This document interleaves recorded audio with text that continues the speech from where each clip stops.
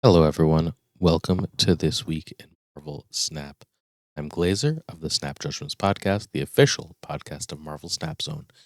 This is your home for all of the news that took place this week in Snap. This comes from an article that I wrote on Marvel Snap Zone. For to read that, the link is in the description below. But some people prefer video. So, for those of you who don't keep up every day or just want some high quality analysis, here is a breakdown of all the major happenings this week. Don't need anything else, we've got you covered. I hope you'll consider supporting Marvel Snap Zone and all of our great content here. We work hard and we cover, I believe, absolutely everything that happens in the game with the highest level of analysis. It's patch week, and we have our patch nerfs and buffs. The three cards that were altered are Maria Hill. She went from a 2/3 that could only make a 1 to a 2/3 that could make a 1 or 2. 2s are far more powerful than they have been in the past in this game. So Maria Hill has some value because you can grab something like a Silk or a Medusa that has a lot of power. However, that one-time effect is still probably too high variance to be worth more than just playing Sentinel, who can, over and over again, get you a 2/3. Maria Hill is a solid card, but probably still not quite good enough to see play. Dazzler went from a 4/4 that got +6 power if every location was filled, to a 3/2 that gets +2 power for each location that you have filled. Dazzler has proven in the week since this release, few days since this release, whatever it is, to have several homes. The less effective of these is the more obvious. She has been good in Silver Surfer decks. In Surfer, she's very, very often a 3/6. That's a fine stat line, but honestly, not quite as good as something like Wolfsbane, not necessarily as good as Polaris, which also has an effect you want. Is this a playable card in that deck? Absolutely. Is it something you should go out of your way for? No, probably not. Where this is great is Ultron-based Patriotless. In those decks, in a majority of games, she is a 3/8. A 3/8 is a absolutely premium stat line. In my head, I consider it very similar to the 2/5 that you really want to get out of your 2s. I think that this is a very powerful stat line that helps you really take a lane over the top. Finally, the big change is Galactus. Galactus went from a 6/2 to a 6/7, which seems like a buff. However, Galactus now must be winning the lane while still being played alone in order for his effect to activate. That's hard to do. I think Galactus has been brought in line as of right now, but I think there are several potential broken things to do. What are those things? Well, I released an article on Marvel Snap Zone called Sleeper Decks of the Week, where I go over 5 different Galactus decks that I think are really good after the nerf. In addition, if you go over to my own personal YouTube page at Snap Judgments Pod, as you're watching this very video, I'll have a video released with what I think is the most successful Galactus deck thus far since the change. So please make sure you check that out if you're interested. I think Galactus is worse, but still playable and still something you can use to get to infinite or farm infinite tickets in Conquest Mode. Conquest is out. The mode has released after an outage in the game, right after the patch, and I think it's sort of settled into what it's going to be. I don't think this is going to be a game-shaking mode, but it is fun. It's a little bit too time-intensive. Let's walk you through.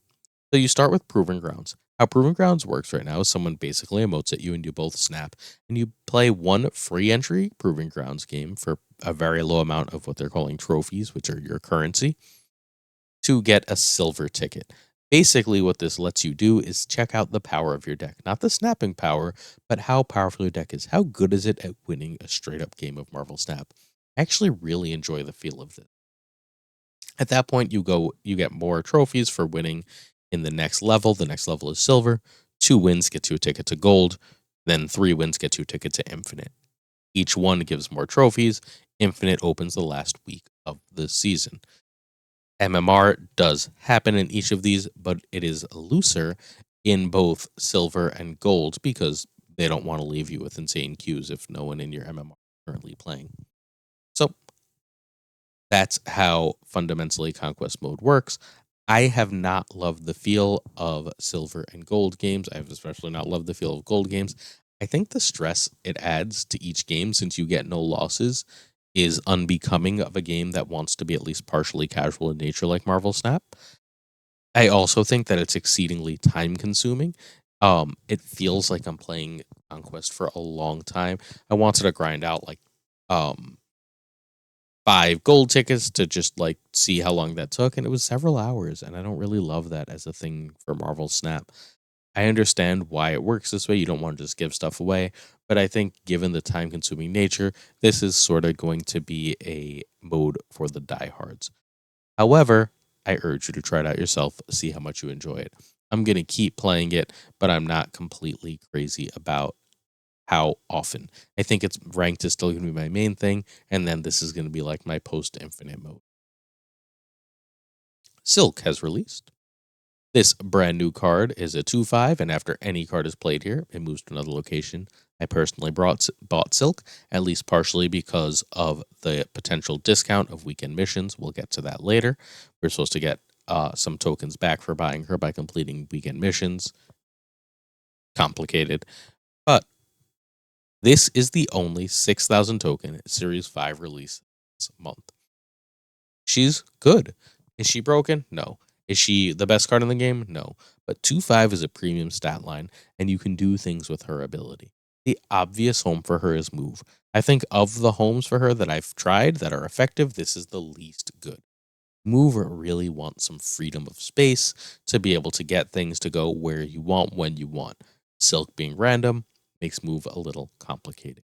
However, her extra 2 to 4 power that she gets on Craven in a game does have value, and sometimes she fits in those decks. She's also a really nice play with Wave on turn 5.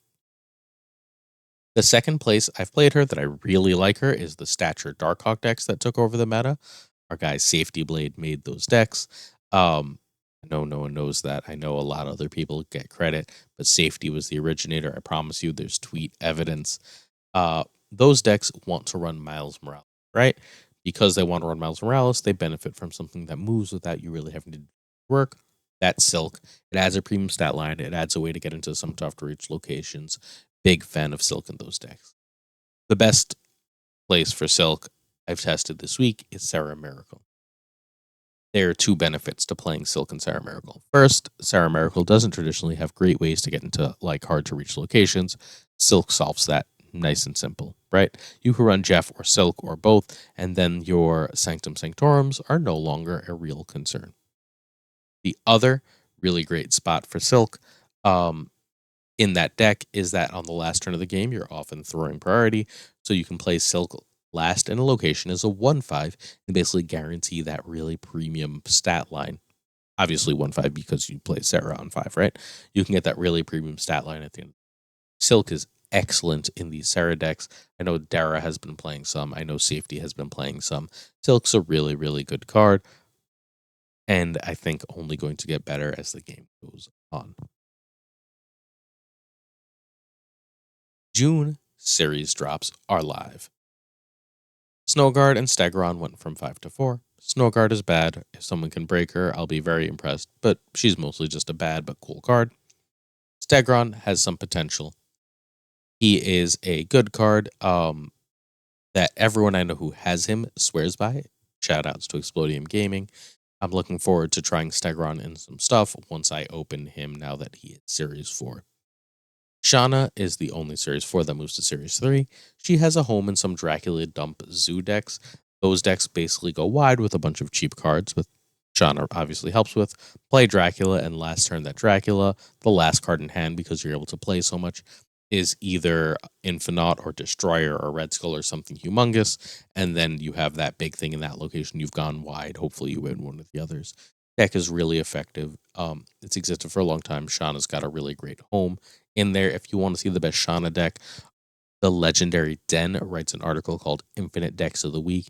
He's going to have, I believe, a great Shauna deck in there. These series drops remain frustrating. Most people are really upset that Jeff didn't go down to Series 4 and that Null and Darkhawk, Null and Darkhawk are still sitting in Series 4, not going to Series 3. I'm much more annoyed that Zabu has not gone to Series 3, nor has Hitmonkey gone to Series 4. There's been an implicit agreement between Second Dinner and the community that if you don't buy the season pass, that you will eventually get these cards for free, and this violates that agreement. We had sort of a set pace. If you don't buy the season pass, about 6 months later, you would get that card. That was perfectly reasonable. I'm a big proponent of just buy the damn pass. But not everyone can or has the will to. I think that a reasonable compromise had been struck between Second Dinner and the community, and I hate to see them break that. This is the first of several things this week that frustrate me about Second Dinner that I'd really, really, really like them to clean up in order to help the game live a long, healthy life. Weekend missions were supposed to arrive. We just talked about this. It's part of the reason I bought Silk, right? I knew I was going to get some kind of token discount. I wasn't sure Silk was worth 6,000 tokens, but I figured if I got 500 tokens back, hey, 5,500 and having this card to try before everyone else, I have the tokens. Why not? It was supposed to be win general games to get something like 150 credits, then win games with the season pass card, in this case Ghost Spider, to get like 150 gold, and then win 8 games with the newly released card Silk to get 1,000 tokens. They said most weeks it was going to be more like 300 to 500 tokens. 1,000 was sort of like special for Silk for a first time deal. Fine. Very exciting though, except it released for almost no one. Almost no one had the weekend missions actually show up for them. That's frustrating, obviously. Second Dinner is doing their very best to handle this. I think they're handling it in a really good way, in that anyone who bought Silk gets the tokens. You buy Silk, you'll just get 1,000 tokens in your inbox. You can do that until the end of the weekend while it's still the featured spotlight card. That's a cool deal. Fine. So be it. Frustration. Ready? I've seen this everywhere. The best way to fix this problem, the best way to fix this kind of problem, is to stop having the reset be in the middle of the night for Second Dinner when no one is in the office. You can have daily reset be at any time. If your daily reset is at 10 in the morning, then Second Dinner will be in the office. And if there's a problem, whether it be this, whether it be High Evolutionary, whether it be one of the 18 other recent problems they've had, you can react more quickly with people in the office able to actually work on everything. Please consider changing this Second Dinner. All these constant changes, whether it be the High Evolutionary mix-up, the Conquest servers going down, this, and I don't want to list them all. There's been a lot lately. We really need to clean these up. And I understand that like technical difficulties happen to everyone. DC Dual Force beta was supposed to be this weekend and it didn't happen because of server issues. I get it. I'm not saying you're some kind of monsters or doing things in ill will, but there are ways to mitigate these problems, and I strongly urge you to take them. The Series 3 Mystery Shop has arrived. Speaking of things Second Dinner has done wrong, this is you get a Mystery Series 3 card for 1,000 tokens. Now, I hate this. There are 90 plus Series 3 cards, and there is no way to really, except for once a month, target what you want to build a deck. Meanwhile, you're stuck playing against people who either A, got lucky and got what they want, or B, are further along and have better decks than you. It is miserable. 1,000 tokens for a mystery card is absolutely terrible, especially with cards like Baron Mordo in Series 3. Just know, with like 700 tokens, this is an okay deal, and 500 tokens, it's actually like a good deal, but this is a problem. Now, tokens were originally added to the game for one very simple, very clear reason. There were no Series 4 and Series 5 cards. Tokens were added to give players a targeted way to get through Series 3 so they could play the decks they want. Well, this doesn't help with that. This basically says you can pay like 2,000 credits for you can pay like 2,000 credits. I'm not going to explain this properly. Um you're spending far more money. Like 2,000 credits equals a Series 3 card, and 1,000 tokens is far, far, far more than 2,000 credits. Or, sorry, 1,000 credits. Ugh. Blah, blah, blah, blah. I'm doing this so poorly, guys. Sorry. This is math. I'm an English teacher. I'm, instead of trying to explain this poorly, going to refer you to our friend, the Savage Yeti at Savage Yeti Gaming. He is a YouTuber who does a phenomenal job of explaining this issue, such that even my dumb English teacher ass could understand how terrible of a deal this was. We know our next season pass card. It is Daken, the son of Wolverine. Daken is a 3/4 on reveal. Add a Muramasa shard to your hand. The Muramasa shard is a 1/1. When it is destroyed, double Daken's power. That's so cool. If you can get multiple Muramasa shards and discard them, you are obviously going to have an extremely powerful Daken. One easy way is to play Daken on Wong and then play something like um, Modok, and then you just have a 16 power Daken. It seems pretty solid. Um, he's going to have a home in basically every destroy and discard deck, as 3/8 is still a really premium stat line.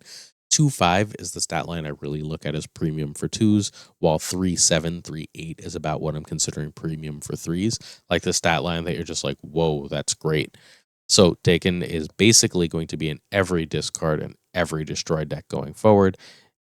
In addition, I think he's likely to have a home in Surfer, although obviously the builds are going to have to change at least a little bit to make that like actually work.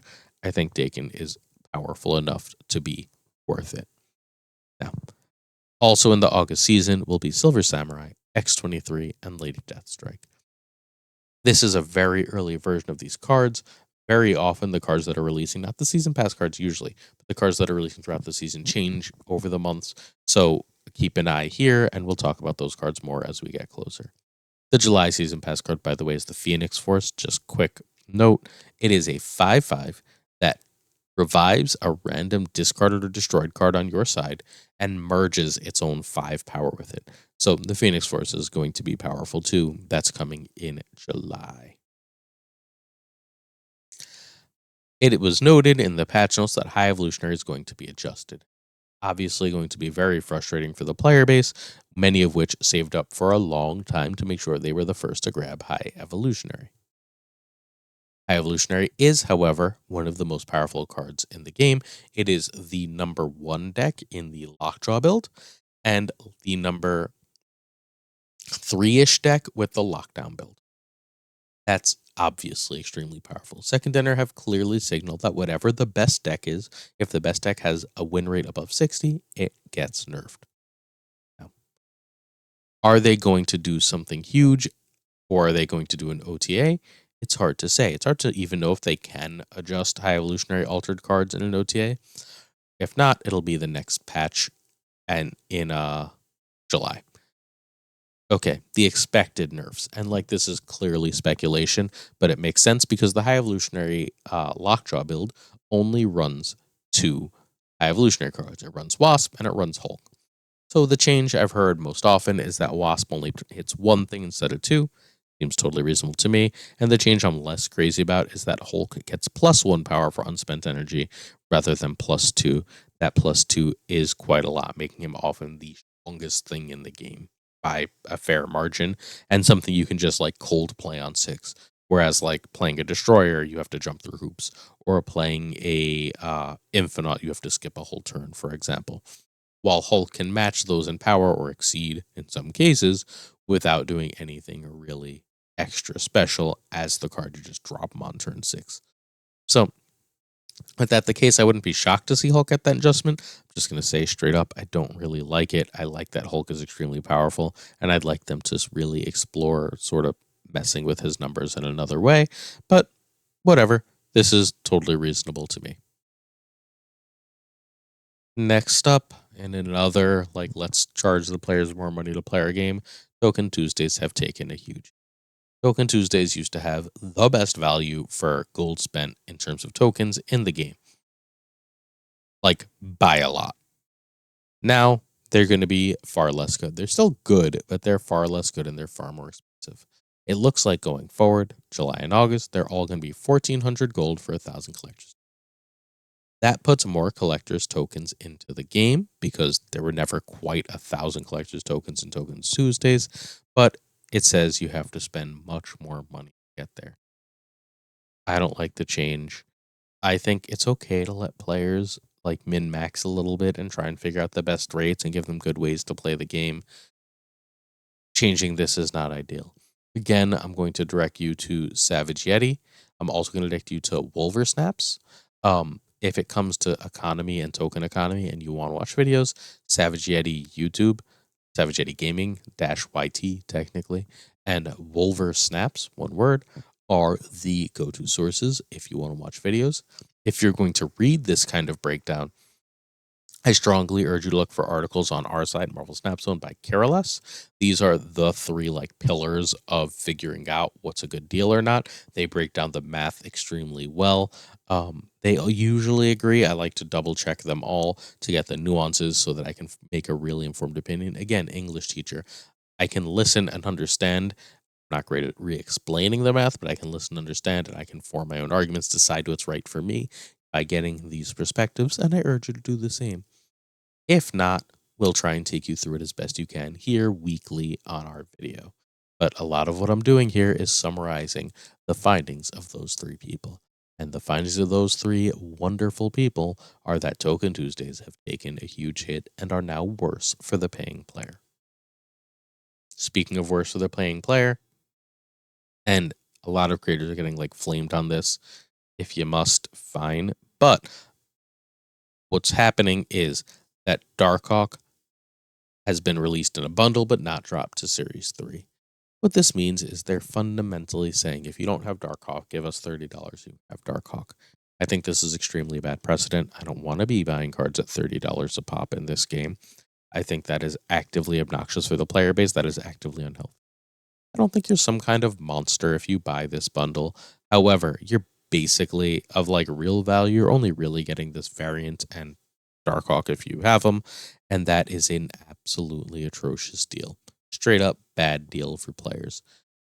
I don't want you to encourage a contender to do this in the future. If you feel like you must, hey, live your best life. Not judging you for how you spend your money in a digital card game. However, I really, really think this is a bad business practice, and second dinner should not be rewarded for. Again, Savage Yeti went on a giant rant about this that I thought was excellent.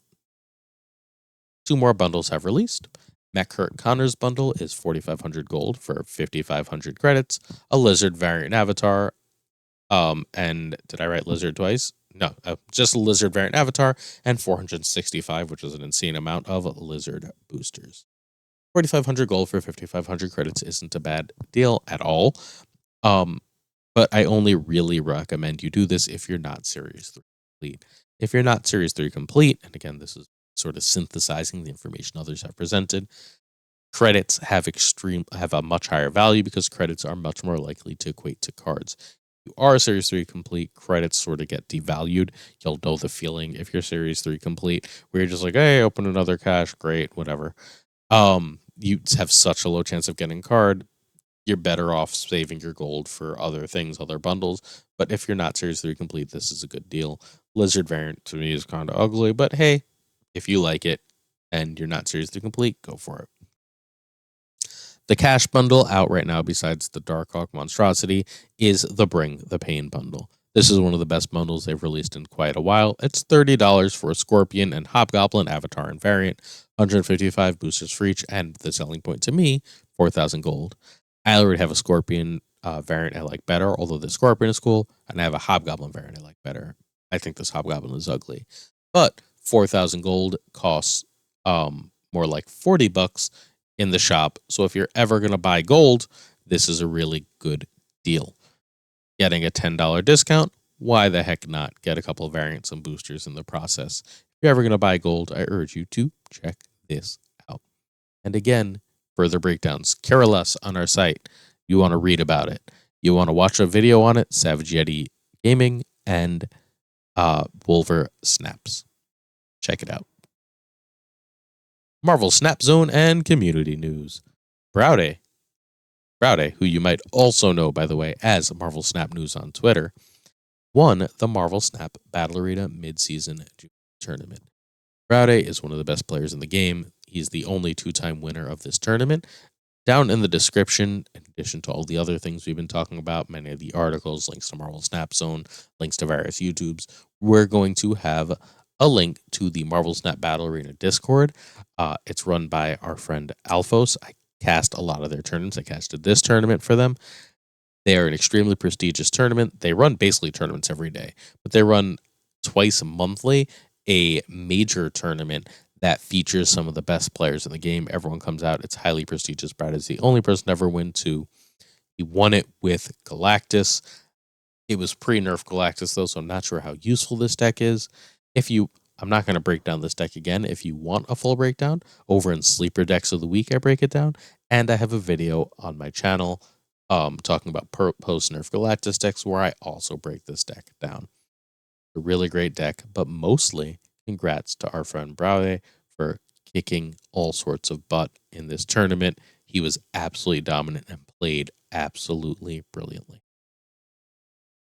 Hey, have you heard of Snap Judgments? Yes, you have. It was the beginning of this video. Snap Judgments is the Marvel Snap Zone official podcast. We have released our second episode with the much discussed Savage Yeti and our friend Doug Pie. Doug Pie is a new Twitch streamer who is a just wonderful human being. BX represent. We both grew up in the Bronx. He still lives there. I've moved all of 15 minutes north. Check out the episode. It's super fun. I'm really proud of the content we're producing here, these episodes, and I think you'll really enjoy them. It's right here on the same channel you're watching this video on. So I urge you again, please check it out. We'd really appreciate the support. And I think you're going to get some great Marvel Snap content. We break down all the patch stuff that we talked about here in far, far more detail. Got multiple perspectives. We've got really great conversation. And we talk about the changes and boosts to 2-cost cards in the game. You're going to love it. Check it out. By the way, when I press space, it's going to try and play the episode, so I'm going to have to go twice to get to the next slide. Watch this. See? Wants to play it. All right, there we go. Every single note here, every single piece of news here has a great article on MarvelSnapZone.com. Please be sure to check it out to keep up to date with everything you need for Marvel Snap. Here's an example of some of the things you can find that are not talked about. Canadian Alfredo has a developer update. Basically, a compilation of every question that has been asked to the developers, along with their answers. The legendary Den worries about just how good Janejaw is, which is, probably why Second Ender said they're going to nerf it. The brilliant Lauren Whatever brings us the best Snapalytics in the game. I'm not even going to spoil her articles. They are phenomenal. She basically takes an idea in Snap that no one is examining and takes a mathematical look at it. And it is consistently, genuinely brilliant. It's must read. I don't know how every episode doesn't set the community ablaze with all the brilliant ideas in it. Canadian Alfredo wants us to know when to snap and when to retreat. Canadian Alfredo is an absolute workhorse, putting out great content. Make sure you check those out. And if you enjoyed this video, check out my own YouTube and subscribe at Snap Judgments Pod. On that YouTube, I release a video that has 2 decks every single day. Basically, my goal for this channel is to say, all right, Cam Best is going to release a deck, TLSG is going to release a deck, I don't know, you know all the people, right? They're going to release this deck. And when you go on ladder, you're going to see 1,000 of that deck. Everyone is going to be playing. My goal is to get you that deck before they realize. To try and find the best decks in the game before the meta has caught up. We've broken the meta 2 or 3 different times. We find decks that get people to infinite all the time. We hang out on the Marvel Snap Discord and help coach and talk people to infinite all the time. Tomorrow, I lied. We should cross out that tomorrow. Pretend it's not there. As you're watching this very video, I'm going to have the best Galactus deck since the nerf. That video is live. So go check it out. Thanks for watching this one. Happy Father's Day to anyone who celebrates. We appreciate you. Love Marvel Snap. Love all of you. Thanks for the support. See you later or tomorrow. Peace.